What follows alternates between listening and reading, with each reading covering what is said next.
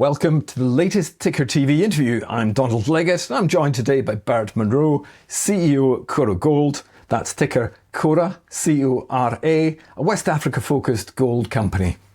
Cora's flagship gold project is Sanankoro in southern Mali, where the company have just updated their gold reserves and published a very positive updated Definitive Feasibility Study, which lays out strong economics for an open-pit gold mine. Bert Monro, join us now. Welcome, Bert. Oh, good to see you again. It's lovely. How have things been with you? Yeah, really well, actually. Thanks. Yeah, very good. Fantastic. Now, before we get into the detail of the DFS, why don't you give us an overview, just a general holistic overview of what you and the team have been up to at Cora Gold, at Sanankoro and elsewhere. It's been a while, so let's bring everyone up to date. Yeah, sure. As you touched on, obviously, Cora is an AIM-listed West African-focused gold company. We've got two main assets. We've got the Sanankoro project in southern Mali, and we've got the Medina Fulbe project in Senegal, in eastern Senegal, in the Kenieba window. At Sanankoro, we've been extremely busy. We've increased our resources to 1 million ounces. We've obviously just recently increased our reserve and obviously published a new feasibility study. So there's been a lot of work over the last 2 years of that project, drilling, test work, and other things going on. And at Medina Fulbe, we've done earlier stage exploration. We've drilled in the last 18 months or so.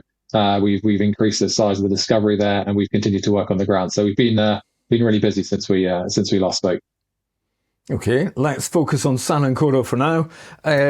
You've updated your definitive feasibility study. That's the second one you've actually done at Sanankoro. The numbers, the economics are hugely positive. Why don't you run us through the headline numbers? Yeah, sure. We had a 26% increase in our reserves. So we now have 530,000 ounces of gold in reserve, which gives us a 10-year mine life. We're planning to build a 1.5 million tonne a year open pit oxide gold mine, which will produce in the first 5 years on average about 65,000 ounces of gold. It'll deliver at $2,750 gold price, around $6 to $7 million a year of free cash flow, giving a life of mine free cash flow of just under $500 million. So really quick payback project, 1.1 year payback from a straightforward open pit gravity CIL processing route. So a really nice project. As I said, quick payback, high free cash flow. So really pleased with the results of the study. 65,000 ounces of gold in the first few years. I'm not surprised that the share price had a bit of a jump. Yeah, no, it was nice to see it getting a bit of appreciation. Yeah, obviously pleased to get the numbers out there. The last study we did was, I guess, nearly 3 years ago now, and at the time we used the $1,750 gold price. So this one we used $2,750. So obviously conservative compared to where the spot price is at. So really pleased to see that you've got obviously significant free cash flow margin at that gold price. And a 26% increase in reserves and a 10-year mine life, that's not shabby either. In terms of longevity of Sanankoro, what does this actually mean? Yeah, that's really positive. I mean, the last study we did, we were at a 6-year mine life. We're now at a 10-year mine life. In addition to that 10-year reserve mine life, we also did, pit optimization, which eventually we wrapped the reserve parameters around the rest of our inferred resources. And that gave us another 5 years of mine life. So we've got a theoretical 15-year mine life already. Obviously, the additional 5 years I've talked about there above the 10-year reserve would need some additional drilling to get proven into reserves. But that's really positive. We still sit with an exploration target of around 1 million ounces in addition to the existing 1 million ounces of resources. So for us, this 500,000 ounce reserve 10-year mine life is really just the beginning. The project's very under-drilled. Our focus has really been on trying to deliver the project into sort of development-ready status. And I think with significant amounts of, well, not even significant, with additional drilling, that resource and reserve will just continue to grow and that mine life will continue to expand. Gold projects can famously be very expensive to develop. So to me, the joy of Sanankoro is that it has an internal rate of return, an IRR of 65%, a payback period of 1.1 years, which is no time at all, and yet free cash flow is forecast at nearly $500 million. So I'm presuming that these numbers are pretty attractive for financiers when it comes to financing the project. What's your perspective on it? 100%. I think just to clarify that, that 1.1 year payback is based on a $2,750 gold price. So if you take spot price today, you're looking at well under a year's payback. From a financing perspective, we're really pleased. We've got a really strong shareholder base. I think we saw a couple of years ago after the last study, they committed over $20 million in the form of a convertible loan note. And that money was repaid, but that was effectively part of an equity financing package on the back of the last study. Obviously, we've been awaiting permitting in this period while we've updated this new study. So I think you can see clearly we've got equity shareholders who are very keen to support and finance the business, which is really great to have. And then from a debt perspective, we announced a mandate on a $70 million loan with Atlantic Finance, a West African bank. So really pleased to have a good relationship with a bank in West Africa, which is looking to finance the mine as well from a debt perspective. So I think we're sitting in a really strong position in terms of both the debt and the equity side of things. Obviously, this new study really just strengthens our profile and strengthens obviously the ability to finance the project. So I guess really pleased with where it's at from a financing perspective at this stage. And you've touched upon the potential for upgrading the Sanankoro gold resource further. So, inferred to resource and so on and so forth, and extra resources. Talk us through that. Yeah, absolutely. I think obviously you drill discoveries, you initially prove inferred resources. Those inferred resources with additional drilling get converted into indicated or measured resources, and then obviously you can convert indicated and measured resources into reserves once you put sort of economics around it in terms of the pipeline. We've obviously got undrilled exploration targets, we've got drilled exploration targets, we've then got preliminary resources that are inferred, and we've got indicated. So we've got the whole sort of pyramid of sort of discovery and development assets. So for us, it's always about moving those exploration assets and discoveries up the chain. So we've got 19, 20 targets which we want to be looking at drilling in the future to continue to expand those resources. But I think it's worth noting all of our existing deposits are open at depth and along strike as well. So there's also the ability just to drill deeper holes and to drill holes up and down strike of the existing deposits and look to expand them as well. So effectively, if you take our three main pits, the last holes in all those pits effectively ended in mineralization. So the ability to drill a hole north or south of the existing pits and set them out is clearly there. I guess your next question might be, why haven't you done it yet? And I think obviously drilling, does come at a cost. And I think, our focus has always been getting a project which is financeable and buildable, and then ideally putting a small portion of your free cash flow generated into growing the project and growing the resource base, rather than always needing to dilute existing shareholders by raising more capital to drill out a 15, 20-year reserve life before you've gone into production. I think where we're at now with just over 10 years of reserves is a really nice sweet spot. From a debt perspective, it makes you very financeable, and I think you're able to show equity investors both a really, really solid 10-year project, but also line of sight towards 15 years and more of project life. So I think we're in a good place in terms of sort of resource and reserve status right now. Okay. And moving on, and just talking about the detail, I suppose. The Sanankoro project includes a solar hybrid power. Is that unusual in Mali? I would have thought including solar hybrid power is a no-brainer for a project in a country as sunny as Mali. And how much of a competitive advantage does it give Cora in terms of costs and operating resilience?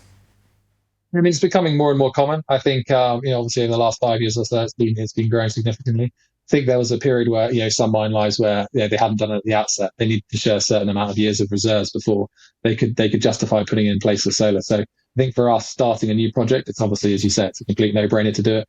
Over the current life of mine of 10 years, it saves you 41 million litres of diesel, which obviously has massive environmentally positive impacts. Obviously brings you cost savings as well. Obviously the fuel price is moving all the time, so it's hard to sort of say exactly the specific cost saving, but at today's current spot price, it brings you a lower cost of power per unit than it would do if we were 100% diesel. So I'm sure over time that saving will increase as well. So yeah, it's great to have it lined up, and obviously doing it with a local Malian entity as well. And it means you don't have to source 41 million litres of diesel, I would have thought.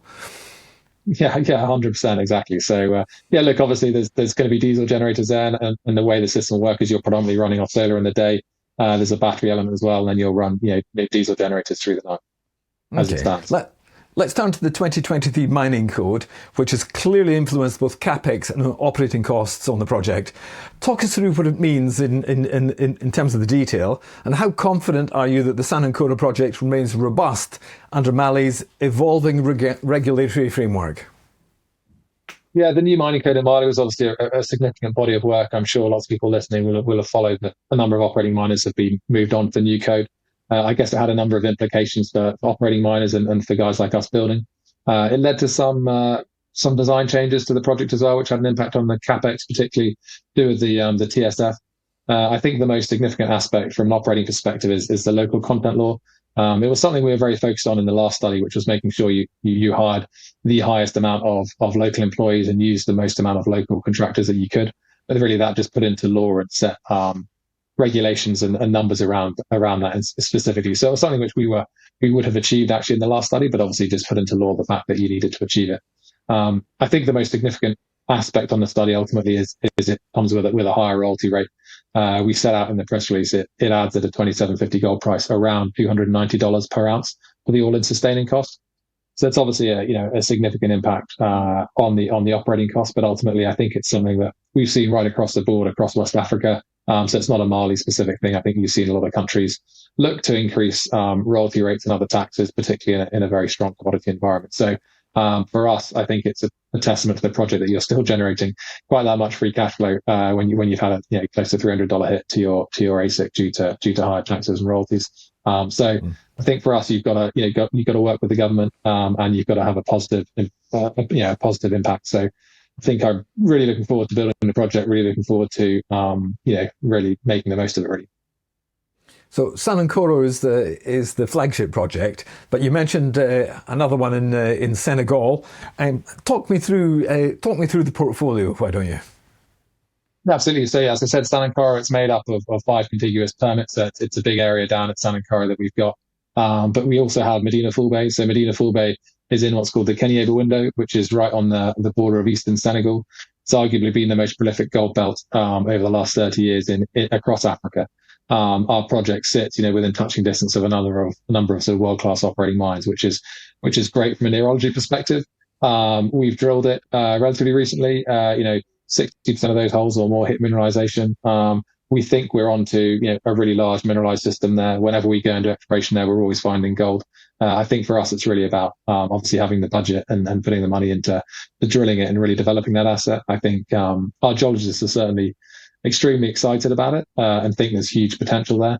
I think as ever, as you know, Donald, it's about balancing your budgets and making sure that you're focusing your money in the right places. So for us, we've really focused out on Sanankoro and looking to get ourselves into as near-term cash flow as we possibly can. But alongside that, we have a team on the ground there in the last quarter as well, continuing follow-up exploration work. So we're always engaged in the asset. But as you know, with each stage of exploration, it gets more and more expensive to do the work. So it's a bit of a balance in terms of how quickly we accelerate that asset forward. But there's certainly gold there that's been proven from the drill rigs. Okay, it's fascinating to hear you dissect all that, Bert. So my final question for you, what should investors and stakeholders be watching for in the coming months as you move closer to permitting, as you move closer to construction? Yeah, I think you touched on it just there. I mean, I think the 2 big things for us really is getting all the permits in place and then obviously completing the finance so we can start project execution.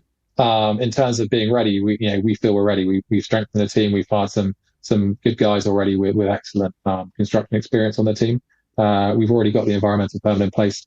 We're obviously looking to get our mining permit as quickly as we can. I was in Mali the last week or so of August, engaging with the government, which is going really positively.